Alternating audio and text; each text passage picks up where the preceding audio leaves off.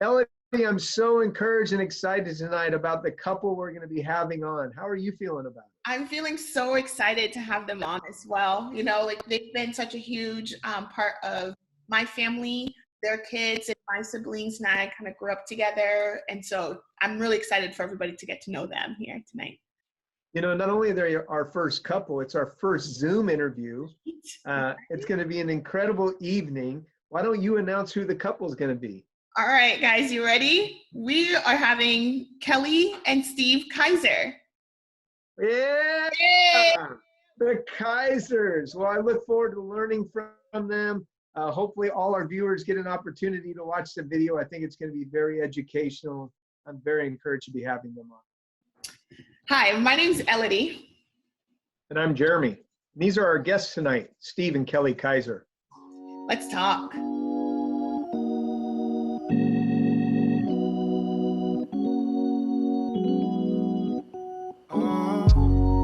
My skin is gold. My skin is gold. My skin is gold.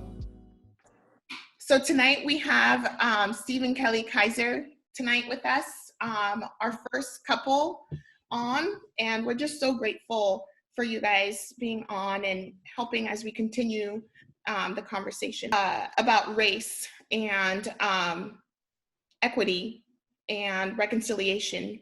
And so thank you so much for being here with us tonight. Our pleasure. Yeah. So for, you know, some of our audience who don't know you, maybe share a little bit about yourselves. And yeah, kind of what drew you to want to be with us tonight. Like I said, we're Steve and Kelly Kaiser. We live here in Seattle. We've been married 30 years. We have 3 children. Madeline is our oldest, she's married and lives in Boston. And our middle child, Elizabeth, is living here in Seattle, getting her master's in social work. And then our youngest son, Shinny, is 19 and a sophomore at Emmanuel College in Boston. Yeah, so we both grew up in small rural Oregon, in the Dalles, Oregon. Okay. And then we ended up in Boston for a number of years, where we spent 15 years there before settling into Seattle in 2005. So we've kind of experienced a few different situations through our lives where issues like race or and population groups and cultures have kind of had an influence on us. And so that's something that, you know, I think it's great to be able to share that and talk just a little bit about those different experiences. So we'll see where it goes. Awesome. Well, thank you so much for being willing to share. And I know that's a big it's got to be a big transition going from the Dalles, Oregon. That's just outside of Portland, right? It's about an hour and a half east of Portland. Yeah. In the farm country, though. Yes. Okay, that's a pretty big change going from the Dalles to Boston. That's a pretty big culture shock. Yeah. Yeah. Well, before that, we went to London, and we lived in London for a couple of years as well. What was the diversity and what was the community like? Yeah. It was a small town. Mostly when we were growing up, it was mostly white community.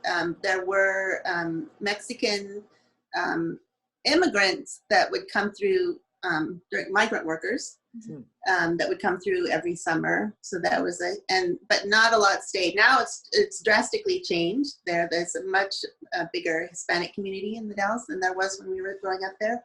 And then also as well, Native American populations, a few reservations, the Salidal Reservation, Warm Springs Reservation, just surrounding the area where we grew up in.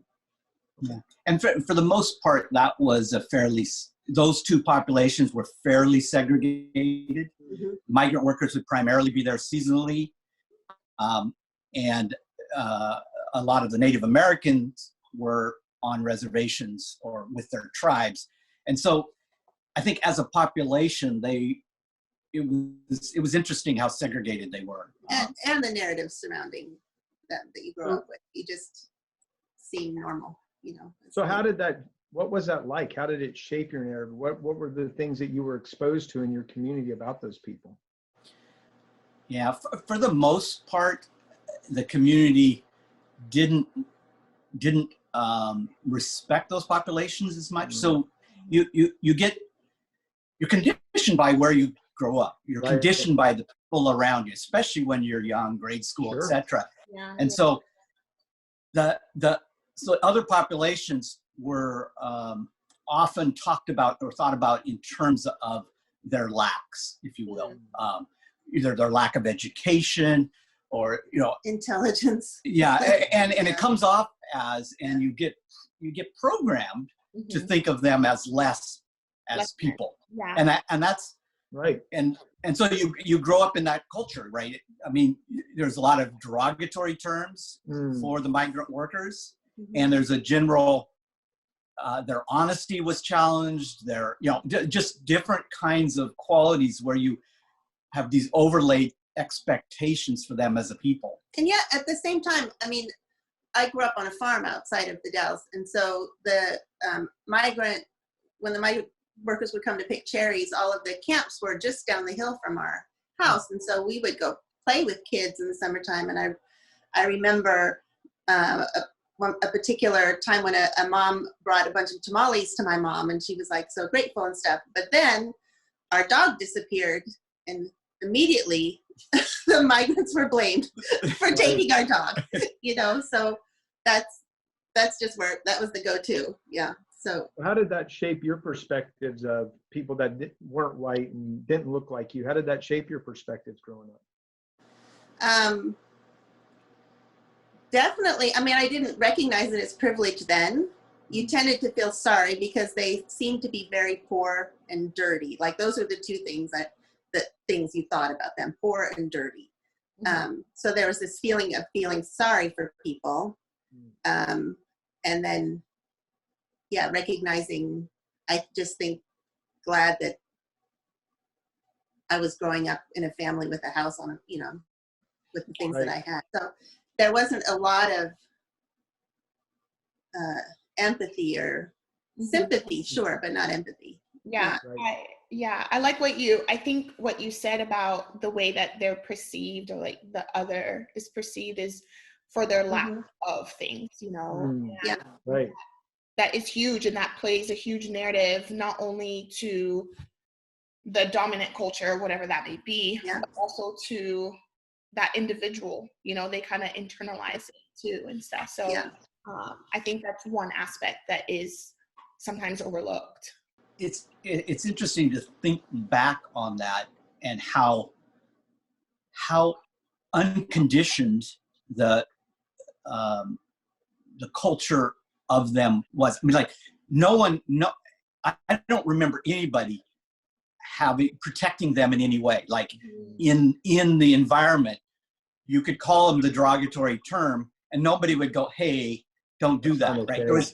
It was sort of like, and so as a kid, it would perpetuate, and then you go, Right. you're in junior high, and people are talking, and it becomes permeated in the culture of the place. And by that time we had some Hispanic families who were settling in town, and Native American students in our school, and it was definitely, there was some racist attitudes, absolutely. When did you start to see those things as racist? At what point did you start to look back and go, yeah, that's not good? Yeah. Not so much later in life, I don't think. Yeah. I mean, my dad was a minister, and so there was a kind of he was a very compassionate guy, and working with these populations, we would, as a family, we would have interactions with them. But that didn't eliminate, I mean, and so there was a recognition that we need to treat them with respect. And yet it didn't eliminate the fact that you would have a lot of exposure where respect was not there, right? It wasn't overcoming it, but it kept it in our, in my family, in our minds, that we can't treat them as less. And yet maybe that wasn't enough, if you will. Right. Kind of a benevolence. but even in a church setting, I think it's difficult to completely get rid of a cultural Right. bias that's built over years. You grow up with it, and And it's still there. I mean, Sure. Yeah. it's still there. yeah. I appreciate you guys sharing that. I know that that's something you have to dig down deep to even be willing to share. So I do appreciate that. But you guys touched on it on privilege, you know, and there's, you know, we throw out this term of white privilege, and many a times it can bring up a wall for people, you know, and it makes it hard to kind of continue a conversation once that term has been brought up. A wall for white people. Yeah. And so to be honest, you know, my All right, I'm out of here. No. how do you guys perceive the idea of white privilege? Like, what is that for you? And yeah, like what is white privilege?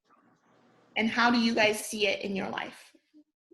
Yeah, for me, it, you know, in thinking about it, that the fact that I don't have to think about who I am in race terms, I can expect people to think the best of me in any situation. That's the part of white privilege that I think that, you know, I grew up thinking I could be and do anything, and that people needed to respect me. And I know that that's a privilege that comes from the fact that I grew up speaking English and being, you know, white. Also, I think it's not having to step in to that messiness of Right. racial issues.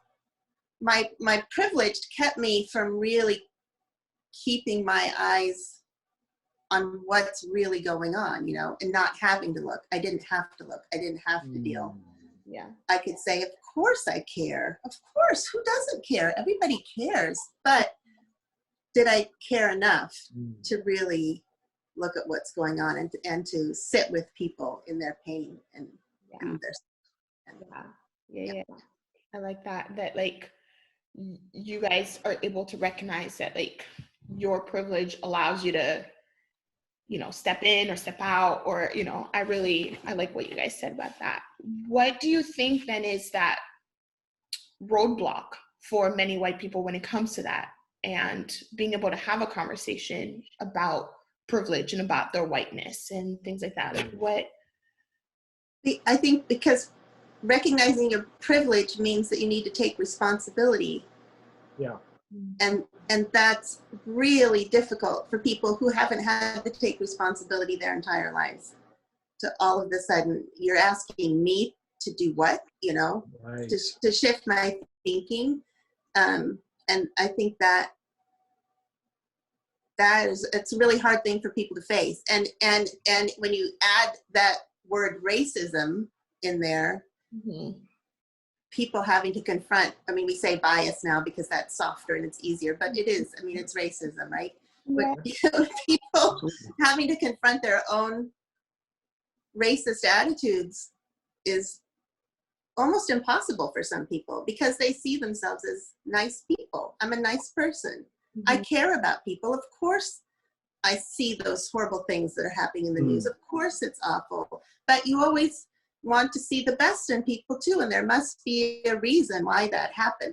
I think also there is a American culture of entrepreneurial excellence where, you know, this idea of being a self-built, self-made person. I have achieved what I have achieved based on my own efforts, my own intelligence, my own hard work. Yeah.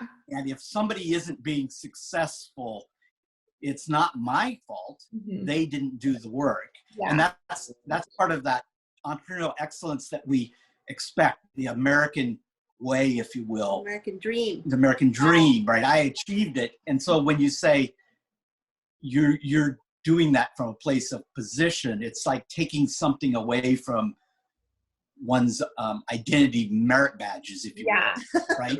Yeah. And so it is removing something from Yeah. who they are to say Yeah. that you did it on the backs of, you know, a bias or a Privilege. privilege, right?